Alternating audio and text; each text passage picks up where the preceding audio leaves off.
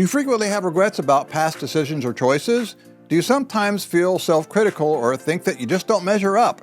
Welcome to the Transformational Peace Podcast, and I'm Dr. Lee. In this episode, we will talk about what insecurity looks like and how it begins. Additionally, we'll discuss some of the causes of insecurity and how it affects us. And thank you for clicking on this video, and if it provides you with encouragement, please click the subscribe or follow button below.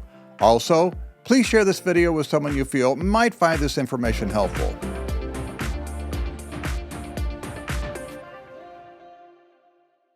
Hello friends, thanks for joining me. And today I'll be discussing breaking down insecurity, exploring its causes, and empowering solutions.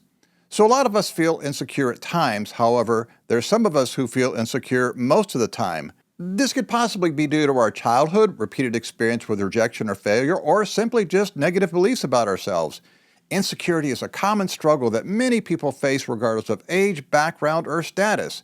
It often stems from a deep-seated fear of not measuring up to certain standards or expectations, whether they are self-imposed or influenced by external factors. Feelings of inadequacy, comparison to others, and past experiences of rejection can fuel insecurity, leading us to doubt our self-worth and abilities.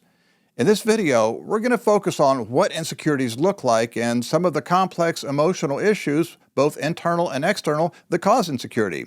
So first, I'm going to give you some examples of possible signs of insecurity and what it looks like. And second, I'm going to delve into some of the main reasons why we may become insecure. So first, here are 4 types of how we might be insecure about ourselves. Number 1, we have a critical inner voice. Whether we are confident or not, one thing is clear in our present culture: we compare ourselves to others. Social media, anyone? And often we judge and sentence ourselves all in one moment. We are our own worst critics. I've often heard it said that social media has given us an inflated sense of self. However, most of us out there aren't feeling that great. And this critical inner voice develops out of early childhood experiences, whether we experienced them directly or they were modeled for us. Through our developmental years, we subconsciously accept these destructive thoughts or patterns. We then live out these scripts in our present lives by how we treat ourselves and others. If you missed my earlier video on attachment theory, go back and check them out. It's a 2-part series. A great example of this would be a YouTube video I saw recently. It was a young lady in her car, and she was talking about how bad inflation was, how her husband was working extra jobs just so they could pay their bills and take care of their small children. By the way, she also mentioned that she was working. Now, we've all been impacted by the recent poor economic conditions in some form or fashion. However, something very interesting happened next. As she was describing her economic woes, she became slightly tearful and began to question her choices while lamenting her circumstances. And then the critical inner voice began. I know I should have chosen a different major in college, then I would be making more money. And I'm never going to get a real career and get ahead. And finally, this has me so stressed out, I'll never be able to be a good mother and my kids probably won't be very successful. Wow. As we can clearly see from this example, our critical inner voice of insecurity creeps into every aspect of our lives, from career to relationships and yes, even parenting. And in this case, allowing our critical inner voice to speak made a difficult situation even more challenging. And number 2, do you overshare or are you a people pleaser? If we fall into one of these categories, we are motivated by a strong need for validation and attention due to feeling vulnerable or insecure. We're usually preoccupied with making everyone else around us happy, and largely to our own insecurity and needing to conform to other people's expectations. We do this mostly because of our own insecurity of needing to agree to pretty much everything others ask of us in hopes that they will accept us. And as a side note, this often develops in childhood simply because we learned that to be accepted and loved, we needed to seek validation through external means. In other words, we become insecure because we learn to value others' opinions over our own. These ideas have a lot to do with validation and acceptance, which I'll go over in a future video. Also, if you want to learn more about these 2 categories, oversharing and people-pleasing, please watch my video on boundaries. And number 3, we become offended easily. Now, everyone has those moments in life where something or someone has offended us. However, in this instance, I'm speaking of when we realize that we are frequently offended by others. For example, how do we deal with criticism from others? Do we take anything and everything personally and/or explode into a fit of rage? Do we have a tendency to take everything others say to heart? If so, this may be a sign that these comments or criticisms have triggered our insecurity or self-doubt regarding our value of ourselves. And number 4, do you have perfectionistic tendencies? Doing our best is one thing. However, do we have this almost obsessive dedication to being perfect? Being consistently perfectionistic could be an indication of a need for validation or approval from others. Conversely, being perfectionistic may also be caused by internal pressures we put on ourselves. In other words, we believe that there are things we must do, which leads to us being overly self-critical of ourselves due to fear of failure. Clearly, this leads to unrealistic expectations, which creates more internal insecurity, which further fuels our already low self-esteem. Unfortunately, the advent of social media brings its own set of pressures. No, social media isn't all bad. However, some of it isn't helpful. Some of you might be wondering, what does this have to do with insecurity? Can you say social comparison? Not only do we have to deal with our original interpersonal pressures, now we have the added pressure of comparing ourselves digitally, which has spawned a new phrase, TikTok worthy, anyone? So now part 2 of the video, what causes insecurity? So I've often heard it said that the root of insecurity is fear, and so the question becomes, fear of what? The fear of not being good enough, or in some clinical circles, not enough. Some of you are already asking, enough of what? And my answer would be, enough of anything. It really doesn't matter.